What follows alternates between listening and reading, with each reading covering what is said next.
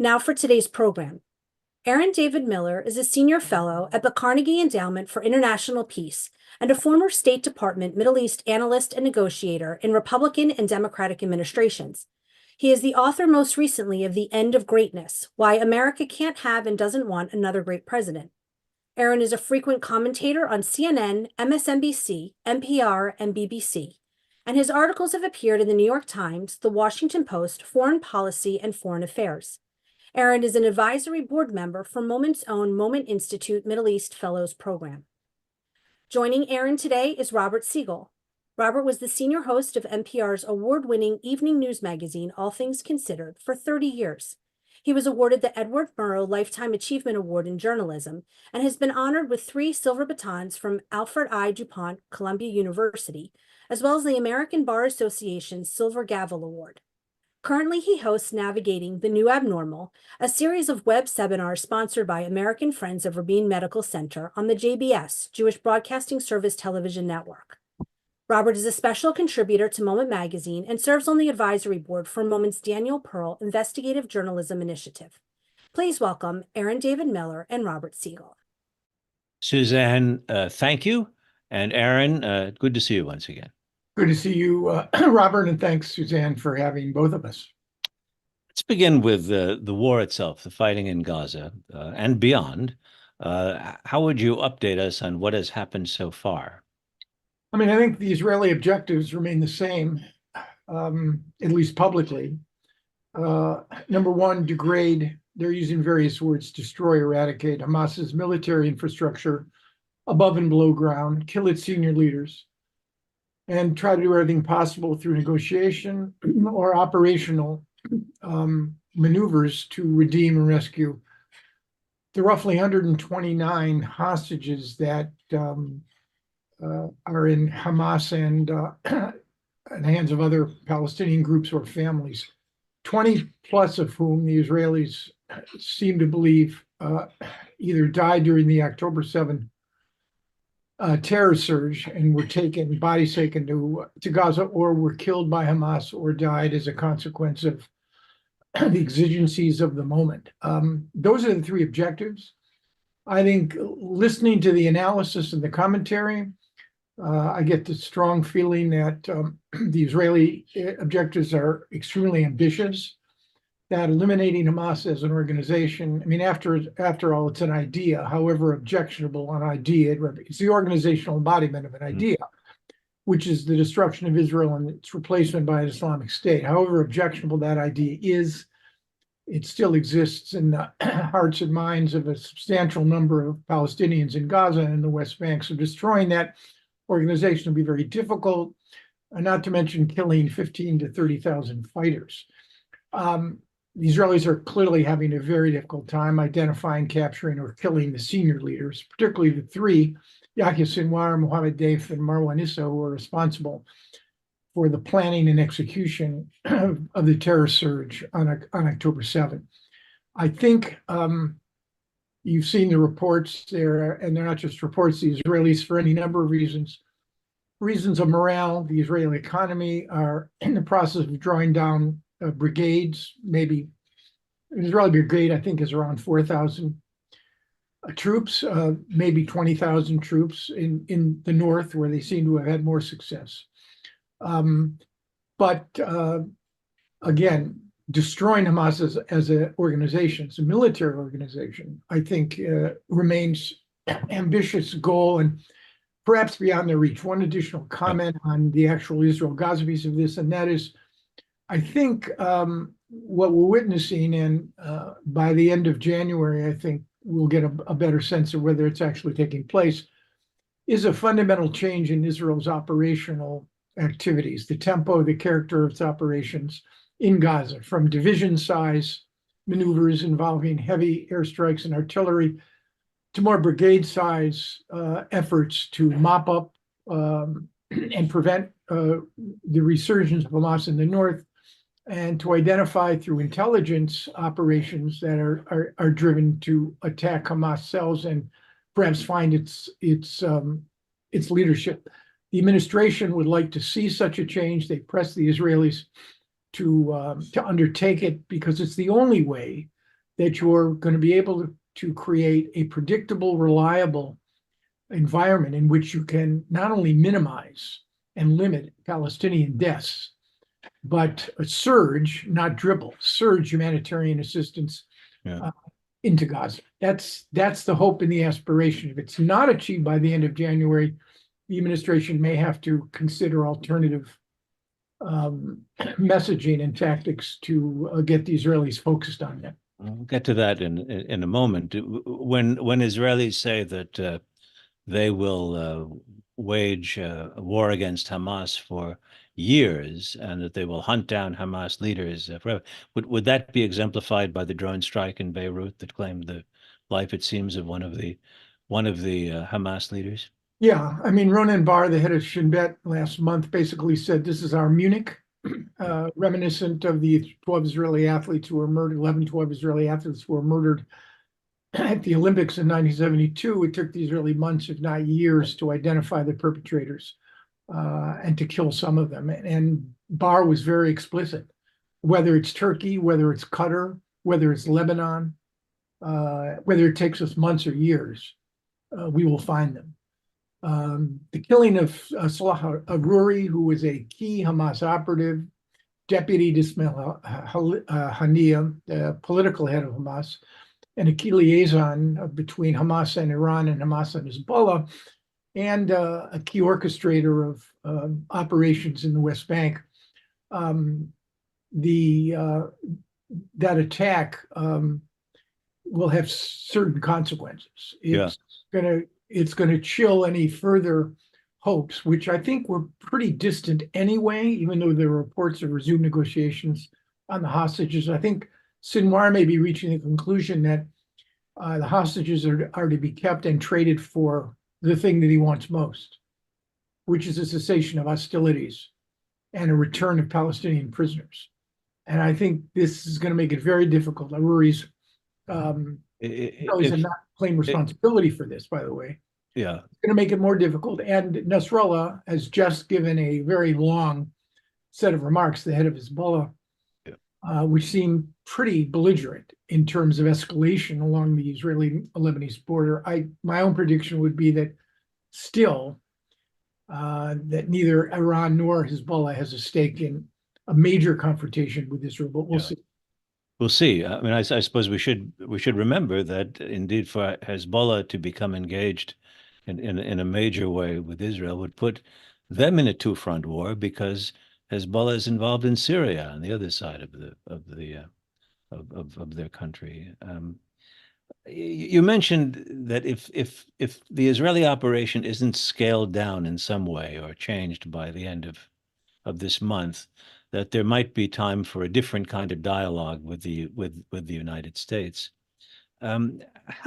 How different are the public and private conversations between Israelis and Americans at this point? That is, Joe Biden has been extremely strong in his support of Israel, taken some real political risk, given how controversial his support is within the Democratic Party.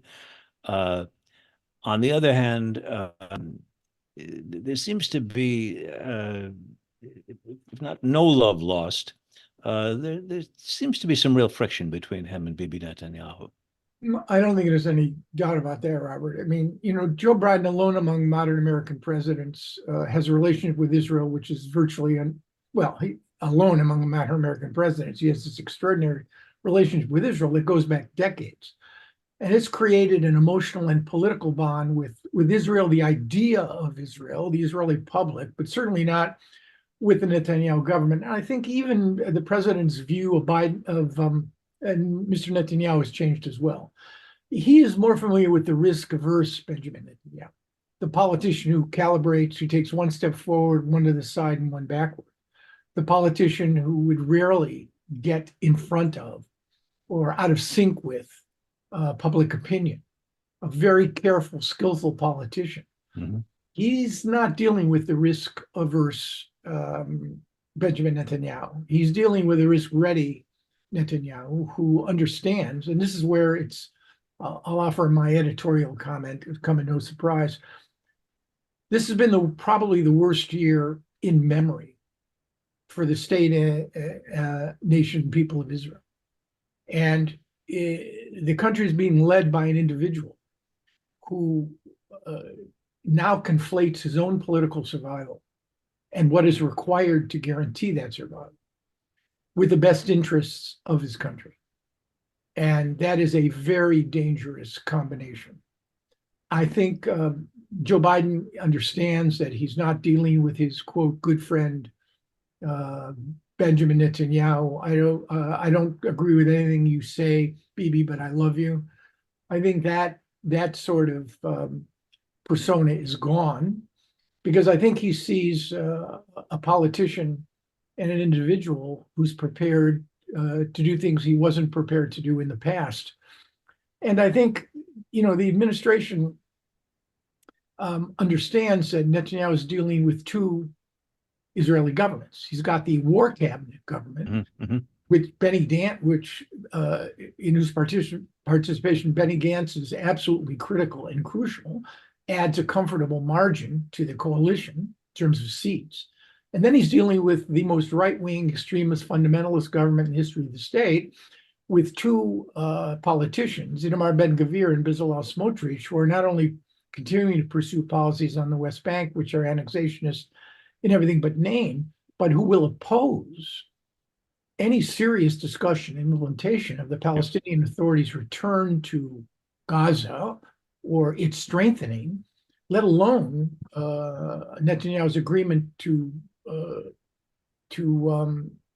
have two states as an outcome of negotiations with the Palestinians. So this confronts the administration, I think, with a difficult proposition. I still believe, though, Robert, we're in the third month of this war. There's not been an open breach.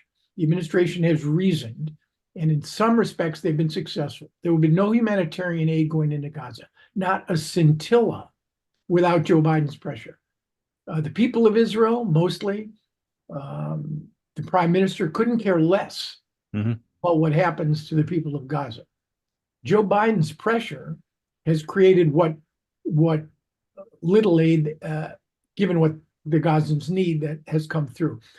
Second, I don't think there would have been any negotiations over the issue of hostages, which the president has again made a top priority. Number three, and I'm not speculating here, in the first several days in the wake of October 7, there was a serious effort on the part of the Israelis to consider preempting against Hezbollah. And the administration, the president, turned that off. At the same time, we've taken a huge reputational hit, obviously, for the president's preternatural support of Israel. People are amazed somehow. I think amazed would probably be the right word. I'm not, but some are, to why the administration won't be tougher, why it won't impose costs and consequences, why it won't simply tell the Israelis enough. It's time to stop. And I don't think that's in the cards. Should the administration want to do something to up the leverage and the pressure, it could. It could slow walk or stop munitions deliveries. We know the administration has twice now bypassed Congress, falling back on the president's emergency powers to facilitate, in the first instance, tank shells, and in the second, fuses and timers for artillery shells. It could vote for or abstain in a UN Security Council resolution, and in a nuclear option, if it chose, it could join the chorus of the international community, which is now in harmony on one signal point, which is get a cessation of hostilities. Stop the war. It could do all three of those things if it wanted to, but I don't think it will. Here's a quote. Let's turn to Israel and the Israelis for a moment here. This is a quotation from Bernard Avishai, an Israeli-American political analyst who's in Jerusalem. It's from the New York Times. Avishai writes this, or says this: increasingly, there is a divide, this is in Israel, between people who think the war is winnable and, like Netanyahu, that Israel's sole objective is to get stronger and more intimidating, and those who think that the war is not really winnable in those terms, that we need some kind of diplomatic vista, that we can't continue to alienate the rest of the world, the region, and the United States, where we get our weapons. Does that describe Israel to you, do you think, at this point? No, it doesn't. And again, I have not been since October 7. Mhm. I've done my best to try to get some sense of what, if there is a majority of opinion. I think right now, with some exceptions, the idea of addressing a political horizon or negotiation with any Palestinians about anything that involves fundamental decisions that affect Israel's security, the margin for that is slim to none. It wasn't that strong. It wasn't that strong before this, and you're saying it's right, and diminished by I'm that. not talking about at the elite level. Now that all of this can change, of course, once the fighting, the dying, primarily on the Palestinian side, comes to an end, and the pictures change, and we get out of the long dark tunnel we're in to some alternative pathway.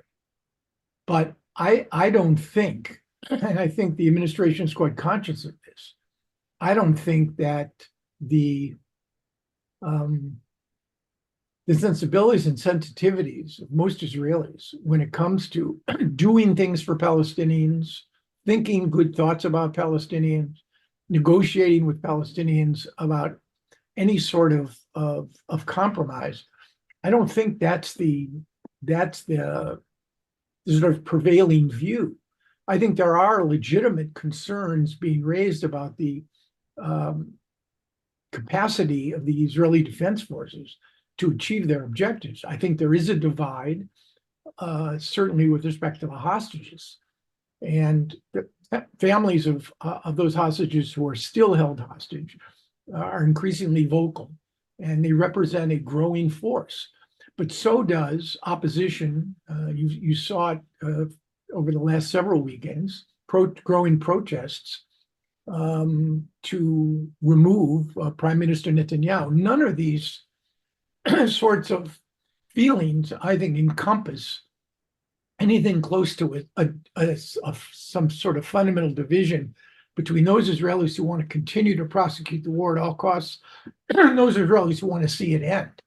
I think the sense of rage and shame that exists among the Israeli military, the intelligence services, and the rage and anger of the public in the wake of the indiscriminate, willful savagery that occurred, the sexual predation, the mutilation, the rape, and what is happening to the female hostages in Gaza now.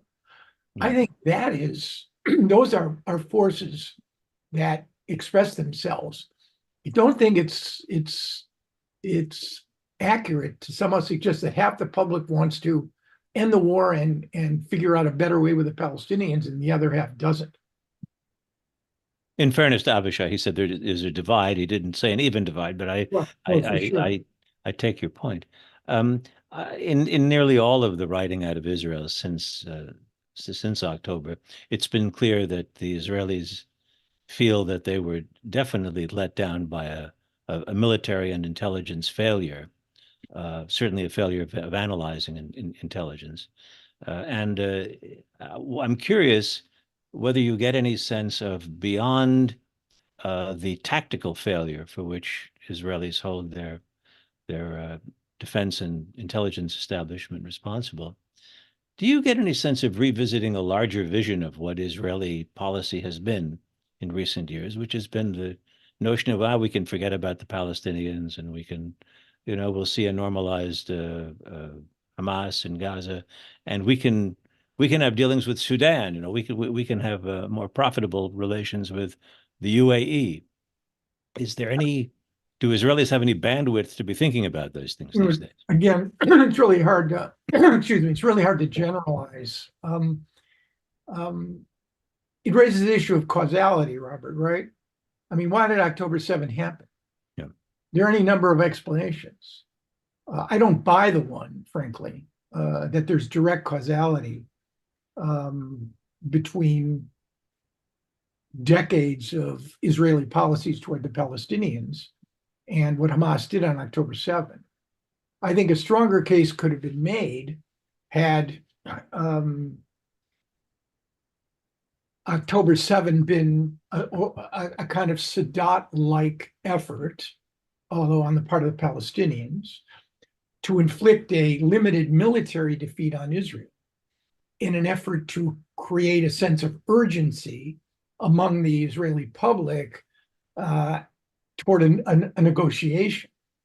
That's not what October 7 was all about.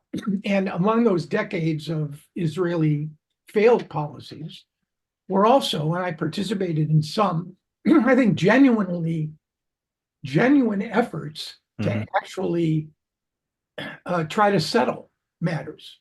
Not just with Barak at Camp David, where I was president with Arafat and Clinton, but in Ehud Olmert's discussions with Abbas and in John Kerry's discussions with Mahmoud Abbas as well. I'm not saying those were perfect initiatives, they were not.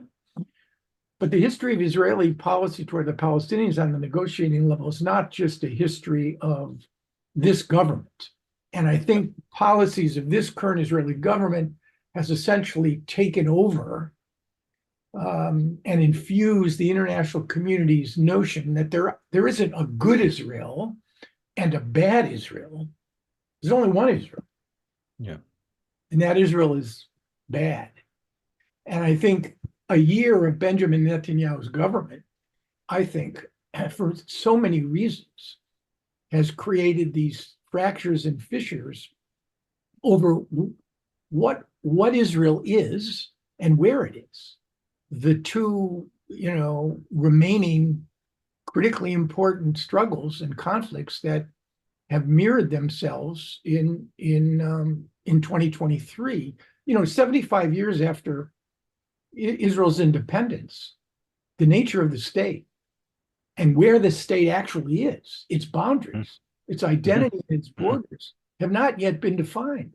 75 years after our independence in 1851, the same argument could be made. I mean, take a look at the United States in 1851, its identity and its borders. Neither of those were defined. Right. So I think these struggles will either convince you that there's still hope in defining Israel's identity and its borders in a positive direction, or you could take the doomsday approach, which I do not, which suggests that the game's over, that Israel is not the U.S., that the U.S. has non-predatory neighbors to its north and south, and fish to its east and west, what one historian called its liquid assets. Israel doesn't have any of that. Israel is in the middle of a dysfunctional, broken region, and it's got major security problems. I choose to believe that both with respect to Israel's identity and its borders, there's still a possibility of working those things through. Do you feel a sense of possibility when you hear people talk about, and then it's usually preceded by a phrase like some sort of or some kind of revived Palestinian Authority playing an important role in Gaza the day after the fighting is over? It would have to be an awfully revived, Right. direction level revival of the Palestinian Authority.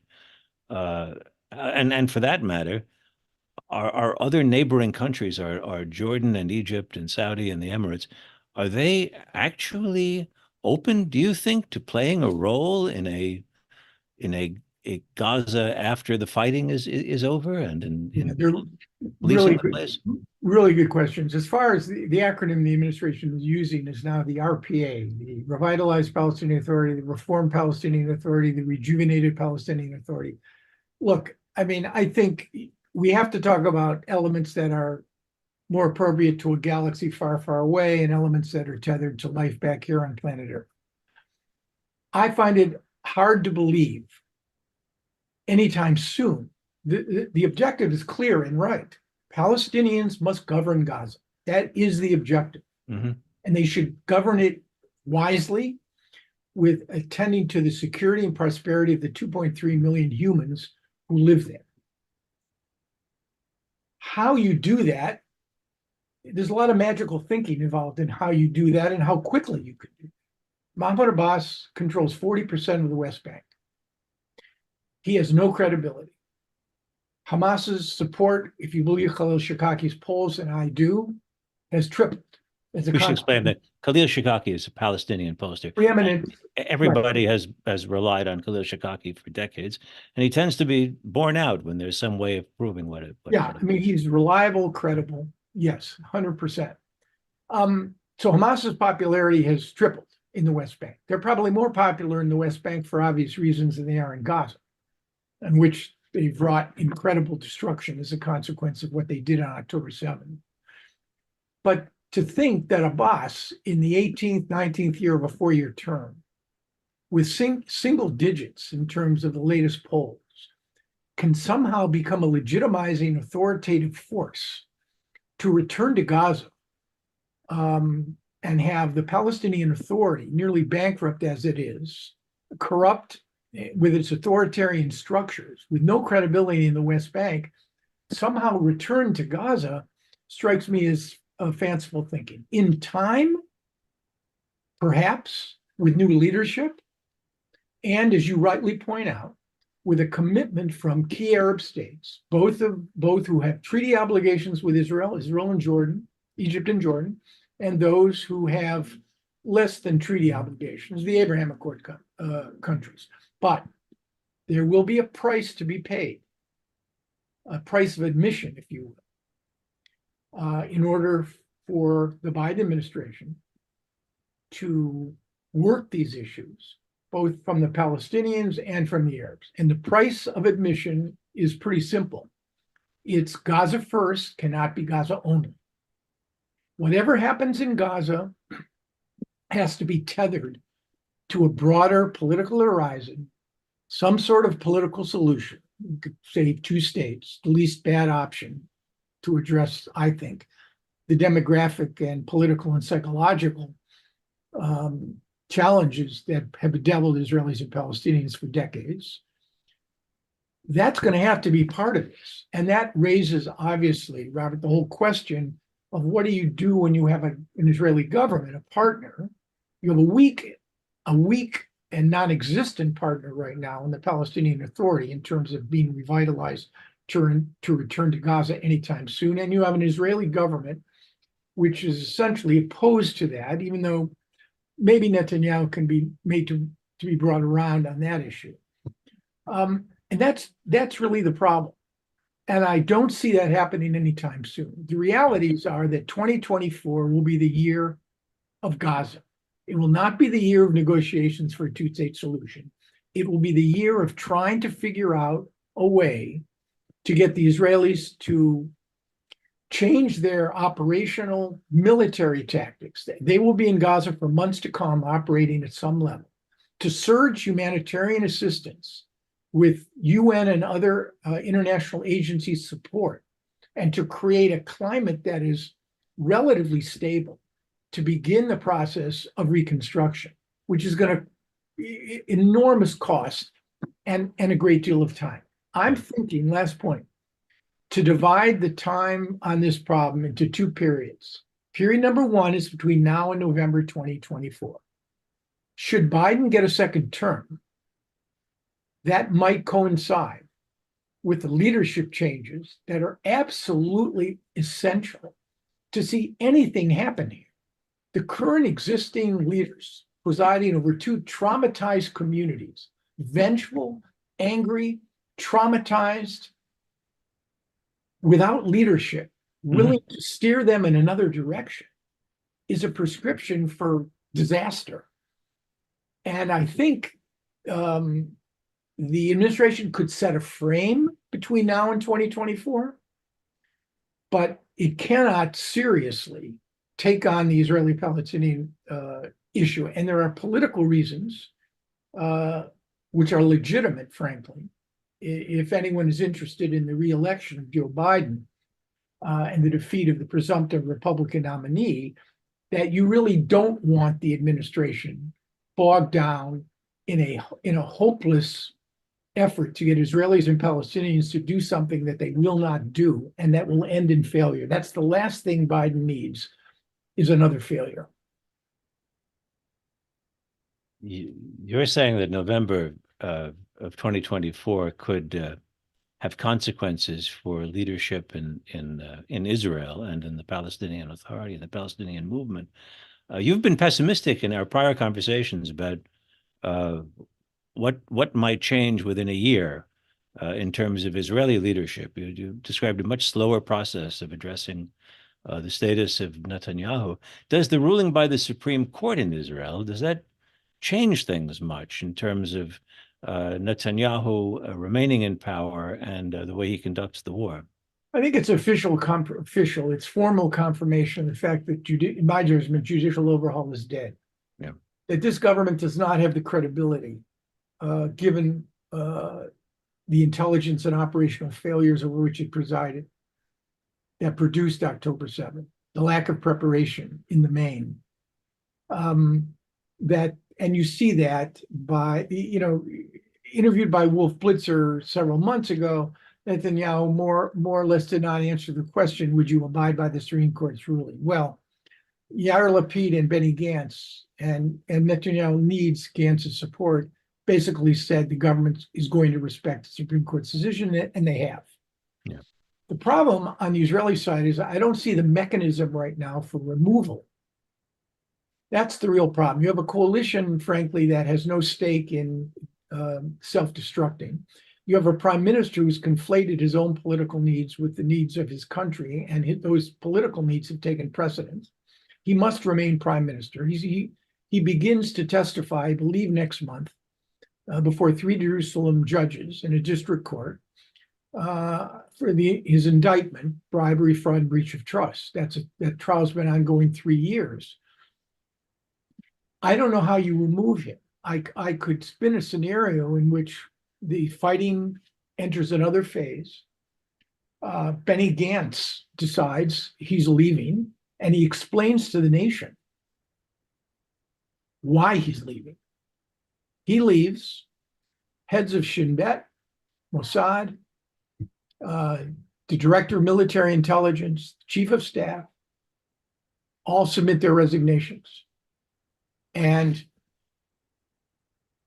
maybe in response to public pressures, as well as cracks within the Likud, which does not have a history of devouring its own, maybe the government either falls or is reconstituted, or you have new elections. I would predict one of those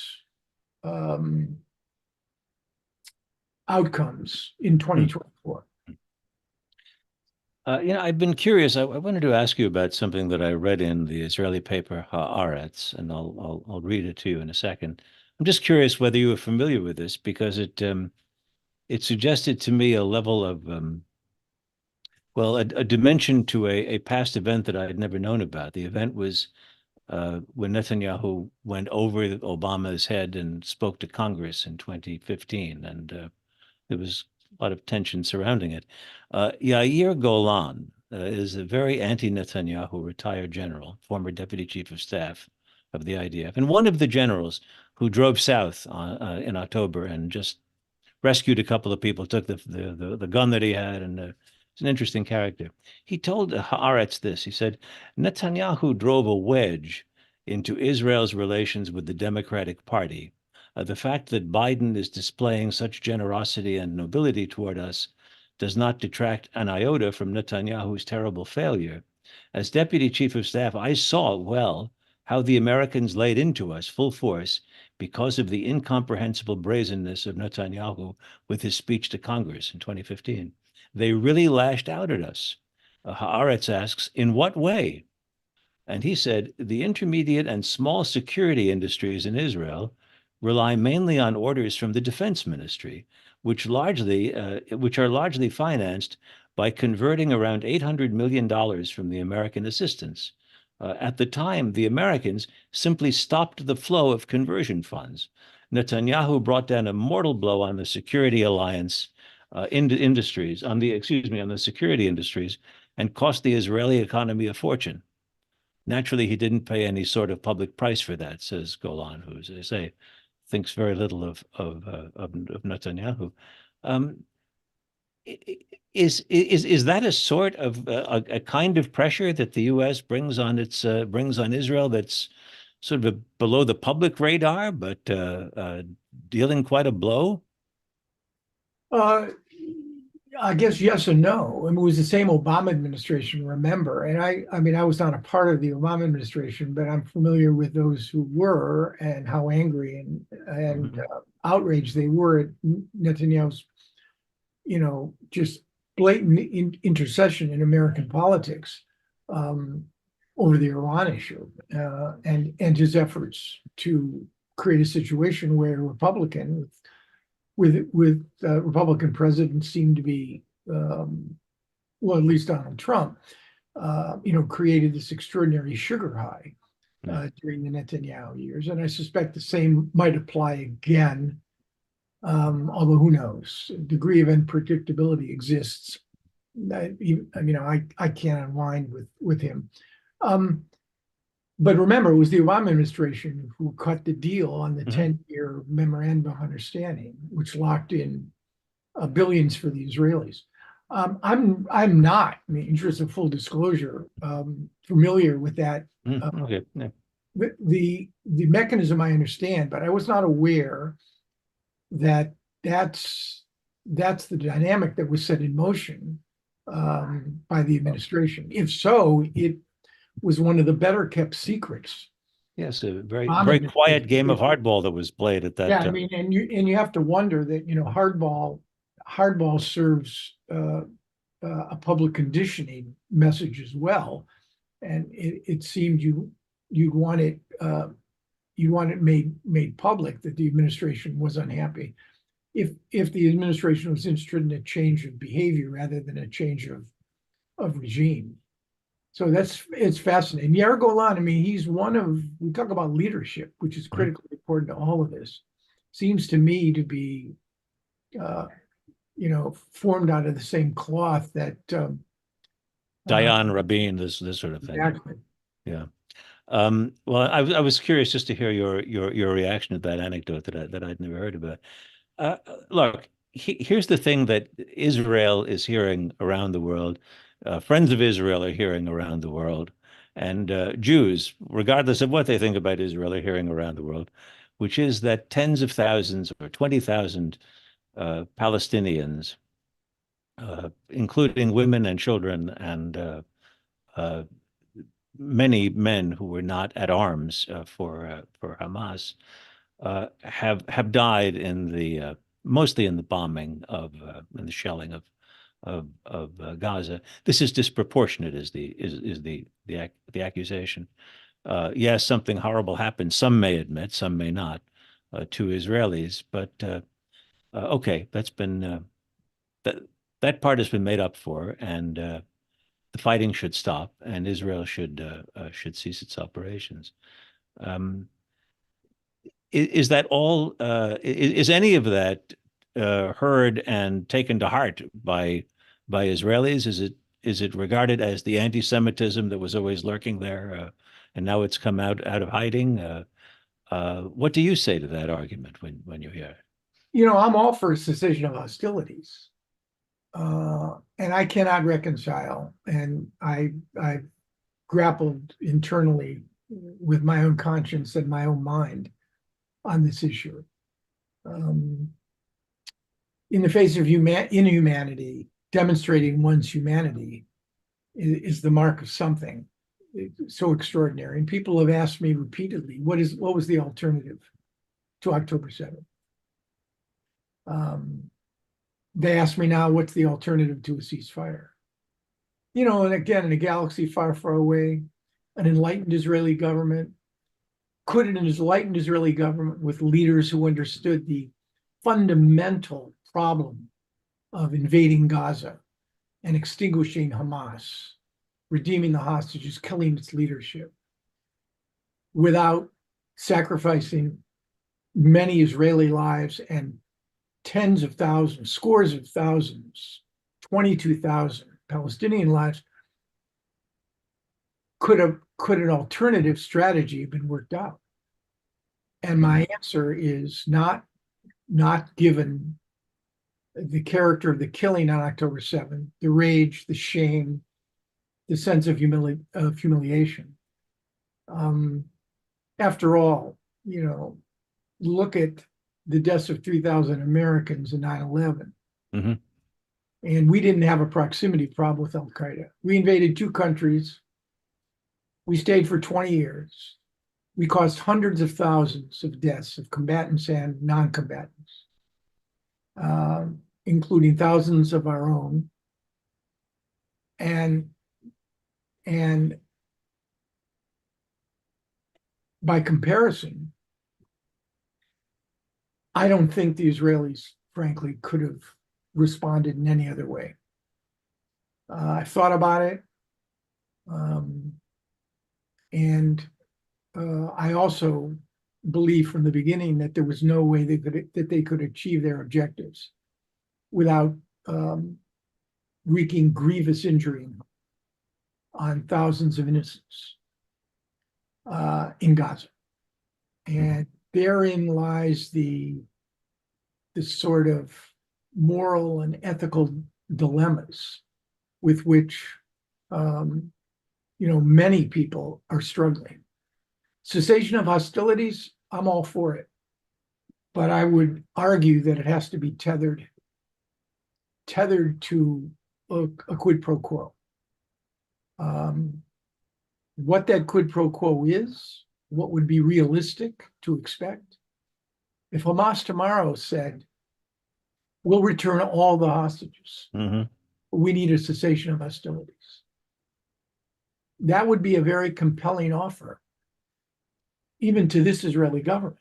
Would they accept it? The administration, I think, in my judgment, they're so heavily invested in Israel's war aims.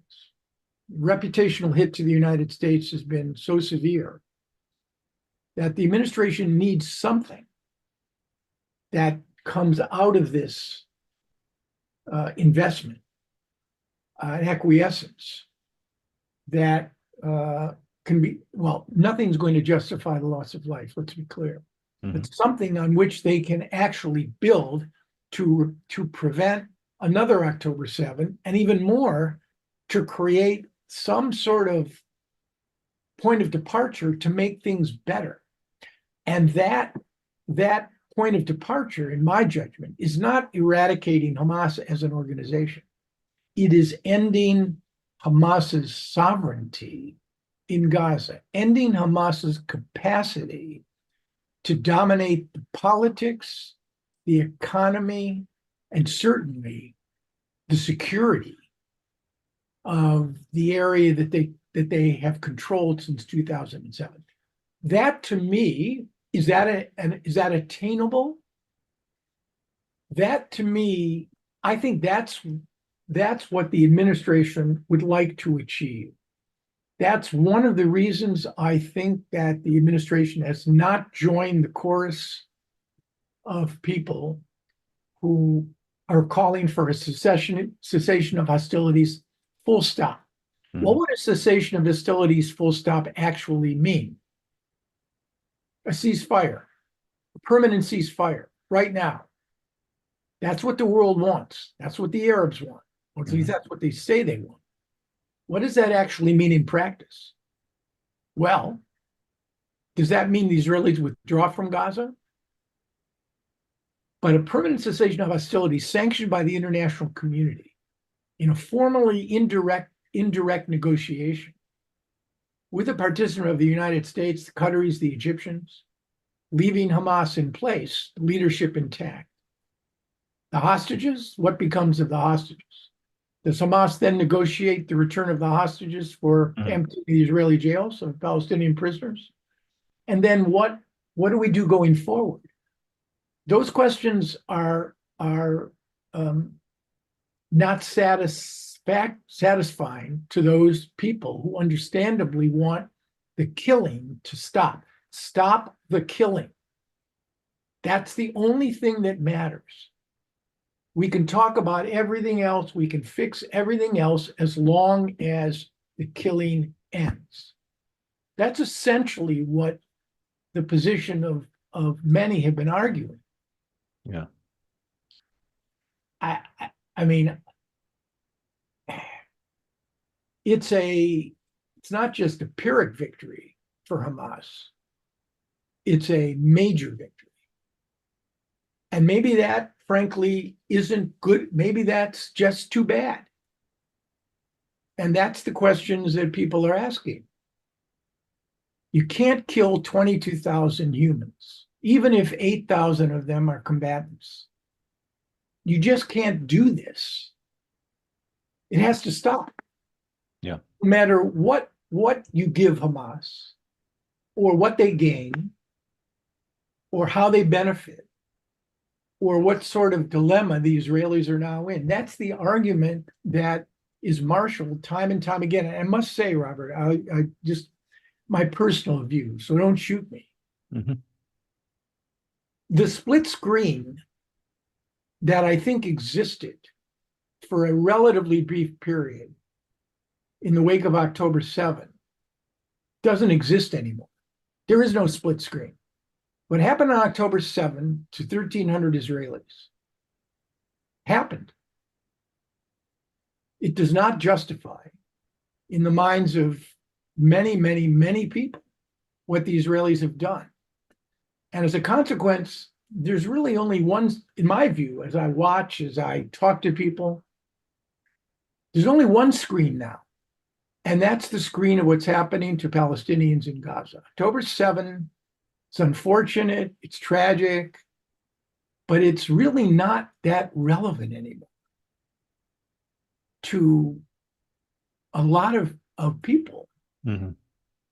And that's a real problem. Aaron, A real problem. it is, and it's good talking with you about that and all the other problems we've touched on. I'm sure that people have lots of questions for you, so I'm going to hand it back to Suzanne Boyden. Suzanne. Thank you both for this conversation. I'm going to start with two questions here. How do we win over the general Palestinian population to the fact that Israel is not their mortal enemy, but Hamas and Iran are? And how much do you think the constant incitement in the West Bank and Gaza of the Palestinian and Arab populations is a detriment or block to the Palestinian people ever accepting two states? I'm not sure I understand specifically the second question. The incitement on the West Bank by whom? I'm guessing by the Jews that live there. You mean the settlers of the current Israeli government, Yeah. orchestrated by at least two Israeli ministers, which have resulted in at least 1,000 Palestinians, whole shepherding communities being pushed off their land as a consequence of settler intimidation and threats, and even the use of lethal force. I mean, I think it's a problem, but it's just part and parcel of a traumatized, aggrieved, angry, resentful, with good reason, Palestinian community. And it leads to the next question, which is, it's not a matter of talking points or persuasion.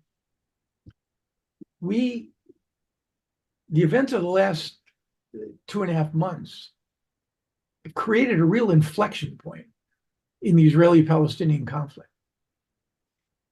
Israelis and Palestinians, before October 7th, had not recovered from the Second Intifada and the breakdown of trust and confidence that actually did exist. I watched it, I felt it, between 1993 and 2000. That's gone, and now you have a situation which, in many respects, when I let my mind drift to gloom and despair, may not be reparable. the traumas that have been sustained to both communities, the fear, the loathing, the humiliation, the degradation of, and the proximity that Israelis and Palestinians share, the problem of proximity, that their lives, whether they choose to admit it or not, and their futures are inextricably linked together. You've created something now which is likely to last for years. And unlike the October 73 war, I was in Jerusalem on October 6, 73. I watched a traumatized nation. But within 6 years, that traumatized nation was, in some respects, redeemed by the extraordinary leadership of an Egyptian and the reciprocity of a very strong-willed Israeli prime minister who rose to power in the wake of the Labor Party's disastrous performance that led up to the 1973 war. It took 4 years for that political reckoning to take place. But there was an Egyptian hero and an American administration and a Secretary of State who was willing to spend the time, 3 disengagement agreements in 18 months, to pave the way for what would become a sort of counterbalance to the trauma of 73. 2,800 Israelis killed, and countless numbers of Egyptians and Syrians. There's no counterbalance here. That's the thing that worries me more than anything else. There's no great leader on the Israeli and Palestinian side that's going to emerge, to show the people the way forward. That's the problem. And I think it's a problem that exists on both sides. And it's not a question of trying to persuade Palestinians, win over their minds and their hearts and minds. It's not hearts and minds anyway. You should reverse that. It's minds and hearts. You appeal to people's basic intelligence and what they see with their own eyes. And maybe then, when they see things change, Israelis and Palestinians see things change, then maybe their hearts will come along. That's the correct order. And I said to you, in my gloomier and despairing moments, these are the thoughts that I have. I think, is there a way around this? Yeah, but you really do need, and you can't whistle past the graveyard on this one. You really do need Israeli and Palestinian leaders to show the way. You. Israel said it will defend itself before the court of the UN against the genocide charges brought up by South Africa. And what are your thoughts on that? I mean, this is one of the, well, it's impacting now. I mean, the ICC is already investigating war crimes dating to 2014, committed by both Israel and Hamas in the ICC judgment. This will simply be added to the charge sheet. Israel's not a member of the ICC. Israel is either is the United States.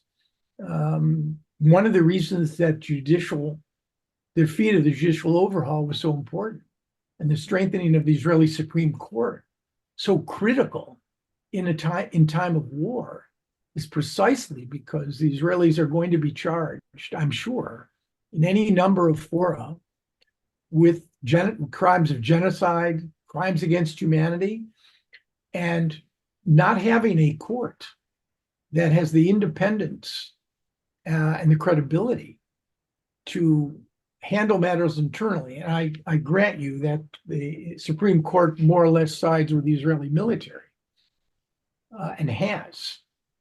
But that independent judiciary is critically important, it seems to me, for the Israelis at least to be able to claim that they have their own means of investigating these charges.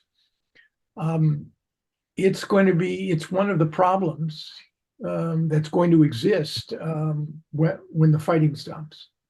Right now, it's a propaganda exercise. And I think it's simply driving the parties farther and farther apart. Can anything be done to encourage the Red Cross to do more to tend to the hostages? I think that really lies in Hamas's hands. The Israelis have a very critical view of the ICRC. They say it hasn't done enough, it hasn't pressed hard enough. But the reality is, let's be clear, the 129 hostages, the ones that remain alive, the majority are in Hamas's hands. Palestinian Islamic Jihad holds some. I've heard reports that I don't know how credible they are, that the last humanitarian pause negotiations broke down because Hamas would not release the 20 Israeli women that they hold. These are civilians, not IDF female soldiers, because of what's being done to them in Gaza. Whether that's true or not, I don't know. I've seen reference to both of these things, or this claim from Israelis and Americans. I think there's very little the Israelis can do with the ICRC. The Israelis, however, will need the UN in the event, in the day after, excuse me, in the day after, and the day after, the day after, in order to surge humanitarian assistance into Gaza. And as much tension as there is between the UN and the Israelis, over 100 UN employees have been killed in these strikes during the course of the last several months. It's critically important to maintain that delivery system. And the woman that the UN Secretary General has appointed, the former Dutch Minister of Finance, is supposed to be incredibly capable and talented. The next several months, as the fighting winds down, the focus is going to be on humanitarian relief. And I think it's really, really important that the US and Israel do everything they possibly can to facilitate that. Thank you. Do you really think that the status quo is sustainable for another full month? And what are other options for the Biden administration? And then somebody else wanted to know what might be the impact of a Trump presidency. The status quo, meaning a continuation of the fighting as we've seen it. Yes, you meant at the beginning, you said you thought there'd be another month of fighting. I think the end of January is where I think the administration expects the two clocks, which are sort of not in sync. The Israelis are talking months at this operational level. The administration is talking weeks. I mean, are those clocks in sync? I think there's a hope and an expectation on the part of the administration that Israeli military strategy tactics will change, which will allow predictable and reliable corridors to be created. First, to minimize and hopefully end civilian casualties. And number two, to surge humanitarian assistance. Right now, the verification process slows things down. The Israelis have placed a ban on delivery of any humanitarian assistance to commercial enterprises. It all has to be done through the UN and other NGOs, understandably. And you can't have reliable mechanisms of delivery of food, water, medicine, fuel without in a free fire zone. And right now, that's still a huge problem. So I'm thinking and hoping, my view here, that by the end of January, there'll be a substantial change so more humanitarian aid can get in. But make no mistake, the Israeli one thing about the day after and the day after the day after, I can assure you, the Israelis will be in Gaza operating at some level for months to come. Thank you. And as we wrap up, is there anything Americans, particularly American Jews, can do? I know we're constantly seeing anti-Israel rallies. Kids are about to go back to campus. There's a lot happening there. There's a rise in anti-Semitism and Islamophobia. And a lot of people are feeling hopeless. So what can people do watching from afar? Anything? Well, I can only instruct myself, right?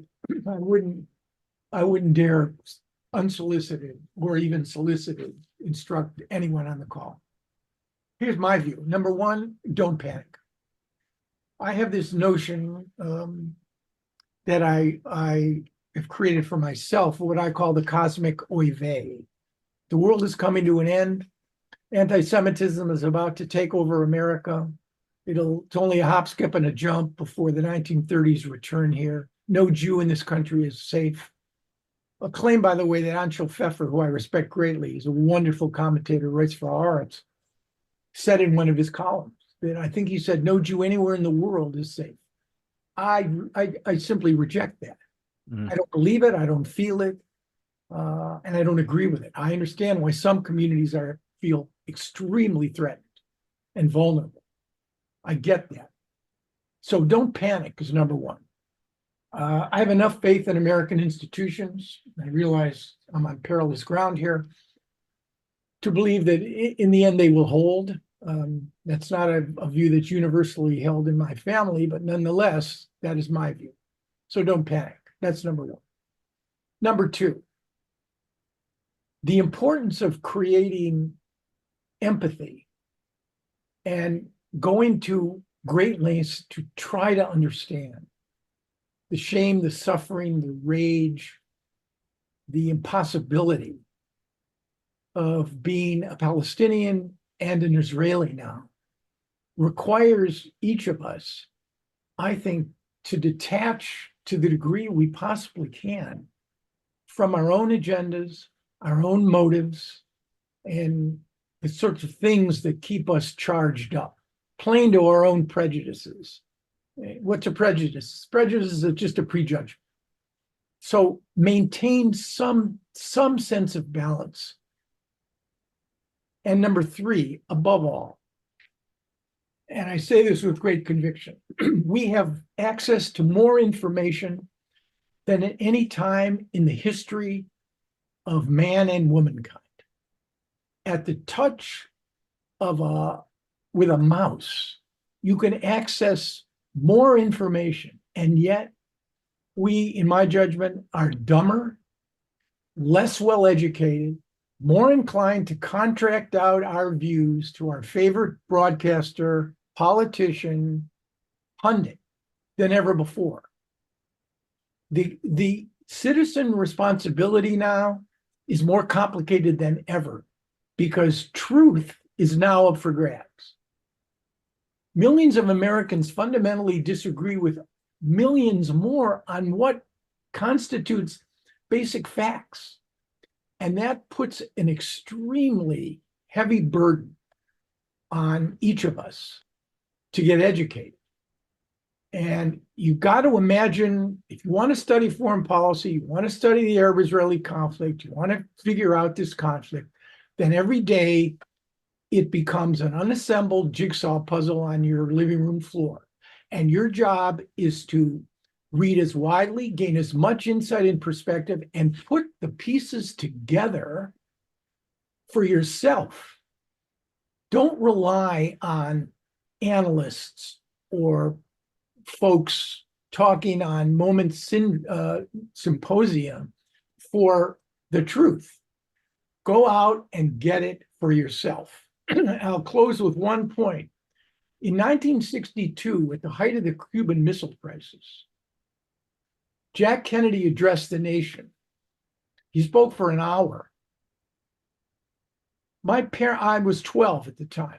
My parents listened to what Kennedy had to say, and they had to assess for themselves, without the benefit of a 2-day prelude on 3 major networks, anticipating what the president was going to say with 4 or 5, 6, 8, 10 analysts, all with computers in rows, and then a 3-day denouement of what the president said.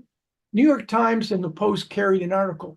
The 3 major networks, after Kennedy spoke at the height of the greatest moment of tension in the entire history of the Cold War, went back to normal programming, which meant that we, had to think for ourselves, do for ourselves, make an assessment of Jack Kennedy and what he had to say for ourselves.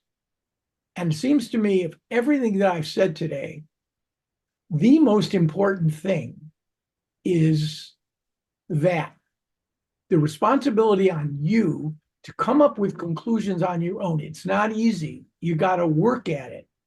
But I'm telling you, it's the key to more than just understanding the Israeli-Palestinian conflict and this crisis. It's the key to figuring out a way how we, in a self-governing republic, get through the next year and the next 10 years. And thanks for asking the question. Sorry for the monologue. You dropped a nickel in me. I had to do this. That's what we wanted. That's It what was we really wanted. important. But thanks, Suzanne, to Moment, Robert. I Thank love you. you. I love your voice. We definitely have to do this again. Okay. All right. Well, thank you, Aaron David Miller and Robert Siegel. Thank you to our audience for joining us today, and we will see you next time. Bye-bye. Take care. Bye-bye.